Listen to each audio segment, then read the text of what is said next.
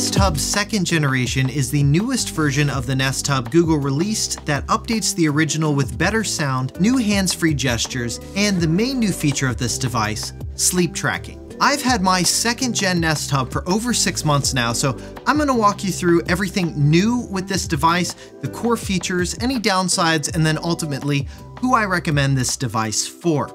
Now, by far the largest addition to the 2nd gen Nest Hub is the Soli Radar chip that has been embedded into the top of the device where you see that little gray circle. The Soli Radar chip on the Nest Hub has a few purposes. It's used for sleep tracking, quick gestures, and proximity detection. Sleep tracking works by using the radar inside the Nest Hub to detect movements and breathing while you're asleep. The Nest Hub will also use its mics to detect sound like snoring and coughing, and the display can even use its ambient light EQ sensor to measure the amount of light in your room and its included temperature sensor to see how warm or cool it is while you're asleep. Based on all of this data, Google will give you a sleep summary that you can see when you wake up. It'll show you how long you were asleep for, if you got to bed on time or late, the points where you woke up during the night, and how much you snored and or coughed. The Sleep Summary UI shows 3 circles, with each one representing a different metric: the quality of your sleep, duration, and how well you adhere to your sleep schedule. The goal is to try to get these 3 circles to overlap as much as possible. When you do, they'll turn purple, and that means that you slept well. When they don't overlap as much, they'll turn an orangish color, and you don't want that. That means you did not sleep very well. And this can happen for several reasons. For example, if you go to bed late and you sleep in late, you will be dinged for both of those scenarios by Google, even if you got the recommended 7 to 8 hours of sleep. Now, if you want to see more data from your Nest Hub sleep tracking, like seeing how you slept over multiple days, this data can be accessed from the Google Fit app, available on Android and iOS. So far, my impressions of sleep tracking have been pretty favorable. I like that you don't have to wear anything on your wrists. There are no cameras involved, so no cameras are pointing at you asleep from your nightstand, which I find kind of creepy. And the data that I get from the Nest Hub for sleep tracking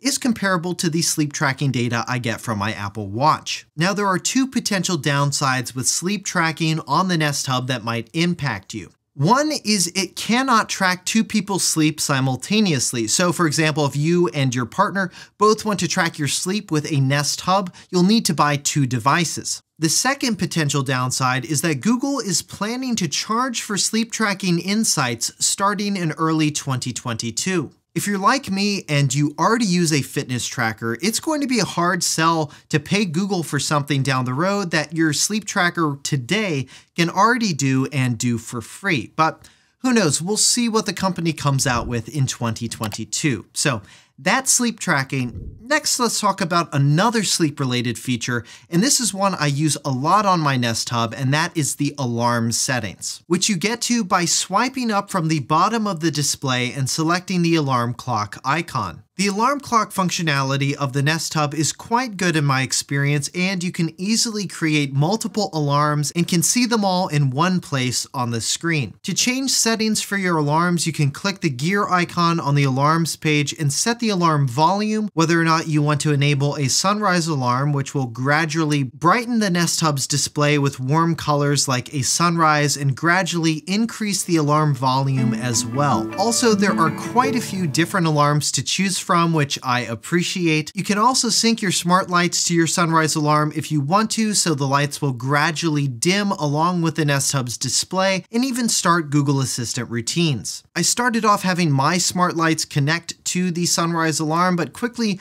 found out that you can't actually change the color temperature, or if you have a specific scene like in Philips Hue, you cannot set that scene with the sunrise alarm feature on a Nest Hub. So if you're like me and you like your lights dimming up with a sunrise color in the morning, you simply can't do that with the sunrise alarm feature. They'll default to a warm white color. Lastly, in settings, you can enable or disable motion sense for snoozing your alarm by waving your hand in front of the display. Now, one concern you may have about using a Nest Hub as an alarm clock is what happens when the Wi-Fi goes out. When I have tested this, as long as you've already set the alarm before the Wi-Fi goes out, the alarm will actually still ring so long as the power doesn't also go out. The Nest Hub can also help you go to sleep as well by displaying a new evening part of the UI that'll show you shortcuts to things like sleep sounds, which help you drift off to sleep with certain ambient sounds like the sounds of an ocean or a rainforest. You can also set the display to turn all the way off when it detects darkness if you're like me and you wake up in the middle of the night and you don't want to see what time it is. There are actually a lot of settings for the Nest Hub that you can set and forget from the Google Home app, like limiting the speaker's volume during the night with night mode, or adjusting the trigger word sensitivity when you want to use the Google Assistant. Alright, now let's go back to that Soli radar chip for a second. This technology on the Nest Hub is also used for proximity detection, which will make certain parts of the UI larger, like a timer when it senses you've walked away from the display, so it's easier to see across the room. Also, you can play or pause music by using motion sense by just waving your hand forward towards the display. So those are some of the new sleep tracking and motion sense features of this device. Now let's talk about a few other new things with the second generation Nest Hub. While the design has remained largely the same as the original, Google did remove the frame border for the second gen Nest Hub, and the bottom of the chalk version of the Nest Hub that I have is no longer orange but white. They also updated the enclosure so it's now made from 54% of recycled materials. Google also improved the speaker, giving it a 1.7 inch or 43.5mm driver. And it does sound improved, however, keep in mind that Nest Minis and Nest Hubs are the worst sounding speakers in Google's lineup. That's not to say they sound terrible or anything. They sound adequate for what they are given the space constraints Google is working with these speakers. But you're not buying them primarily for their audio quality. That's what a device like the Nest Audio is for. With the Nest Hub, you're really primarily buying it for that display, not necessarily the speaker in the back. Now, Google also kept the same great screen that they had on the original Nest Hub with both an ambient EQ and light color temperature sensor, so the display looks good no matter what the ambient light conditions are around it. And they added an extra microphone to the device as well, which helps it better pick up my voice. The setup experience with the new Nest Hub has also been improved as well, with a new QR code during setup to connect the device to the Google Home app, and with added steps explaining the new sleep and motion sense features. So that's everything brand new to the second gen Nest Hub. Now, it does retain some of the core features from the previous generation of device, and the top one that comes to mind is Photo Frame. The second generation Nest Hub can integrate with Google Photos, one of the best online photo storage services available for both Android and iOS. And it allows you to easily update and manage the photos displayed on the frame. It's one of my favorite features of the Nest Hub, especially that Memories feature, where the photo display will show me old photos taken 1, 2, even 10 years back. It's a feature that makes me happy, sometimes sad when seeing a loved one or pet that's recently passed away, but it's a feature that always gets some sort of emotion out of me, mostly a positive emotion, which is rare to find in a tech product, and it's rare that it's a positive emotion. It's basically like the opposite of social media. You can also use the Nest Hub as a dynamic weather clock, which I absolutely love. Another thing I use my Nest Hub for a lot is controlling my smart home. You can swipe down from the top of the screen to enter the home control settings for your Google Home. And I love the card system display that Google has put here, which makes it easy to see everything going on in my smart home and in the room my Nest Hub is in, which for my case is in my bedroom. I can see what level my bedroom lights are set to, my blind tilt settings, the status of my Roomba running, and then I can also see the status of other devices around my home, like my door lock status, and a shortcut to see the feed from my Nest doorbell, which we'll also be reviewing on the channel, so make sure to subscribe to see more Google product reviews like that one. Another major use for the Nest Hub is music playback and controls. You can stream music from your favorite streaming service like Spotify, Apple Music, at least here in the US, Deezer, Pandora, and of course YouTube Music. The Nest Hub display makes it easy to play and pause music and skip to the next track. You can also cast media from your devices to your Nest Hub as well, as long as the device or app that you're using supports casting, like YouTube or YouTube Music. And yes, you can play content from video streaming services as well on this display, like from Disney+, Netflix, Hulu, Paramount Plus, and more. And you can also play games on the display as well, and can browse through different games available by tapping the screen to bring up the card menu. Back to music for a second, you can also group your Nest Hub with other Google speakers through the Google Home app to create speaker groups, or say if you have a speaker right next to your Nest Hub that has better sound quality like my Google Home Max, in the settings for the Nest Hub you can set the display to actually default to playing music and media on the Google Home Max speaker, or another speaker group, which is a feature that I absolutely love. Now, another way to control your music and your smart home and do a bunch of other things on the Nest Hub is using the Google Assistant. The Google Assistant is the native assistant on the Nest Hub, and it uses the Nest Hub's 3 far-field microphones to answer your requests. The Google Assistant on the Nest Hub also features Voice Match, where the Google Assistant will learn your particular voice so it knows who's talking to it.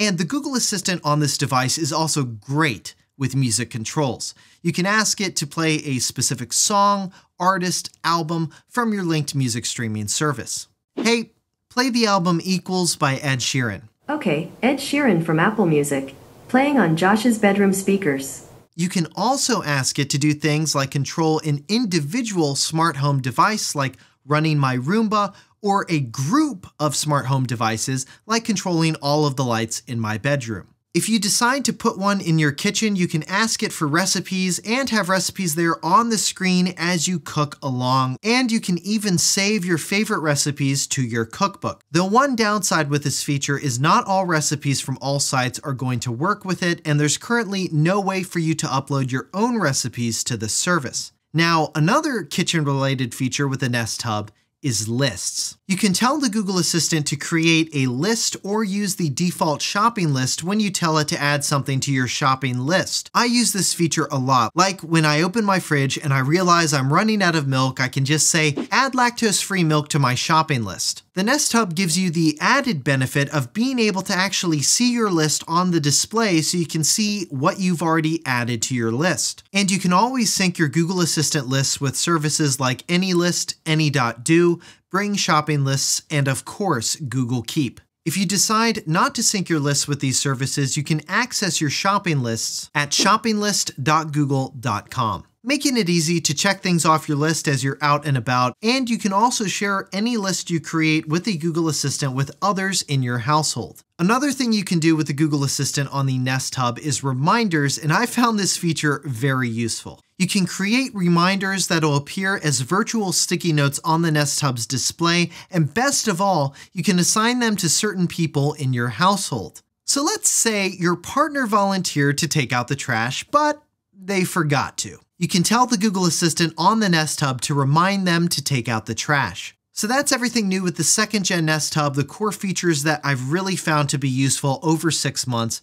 Now, here's who I think this device is for. I think the 2nd Gen Nest Hub is a perfect device for people who want a digital photo frame that connects with one of the best online photo services available and makes it easy to keep your photos up to date. It also acts as a major alarm clock upgrade with its sleep tracking and extensive alarm features like the sunrise alarm. It acts as a great smart home controlled display and display interface for controlling music for one or multiple speakers. And finally, if you want a kitchen display that can bring up recipes and makes it easy to start and pause music and media without having to touch the display, I think the Nest Hub would be a great choice there as well. The 2nd Gen Google Nest Hub retails for $99 US and comes in several different colors. I've left links on the side of this video if you want to purchase this device or learn more about it. And if you want to learn more about building or expanding your smart home, how to better use the Google Assistant, or see more reviews on Google and Nest devices, I've left links in the description below to videos we've done that cover all of those topics, so make sure to check those out.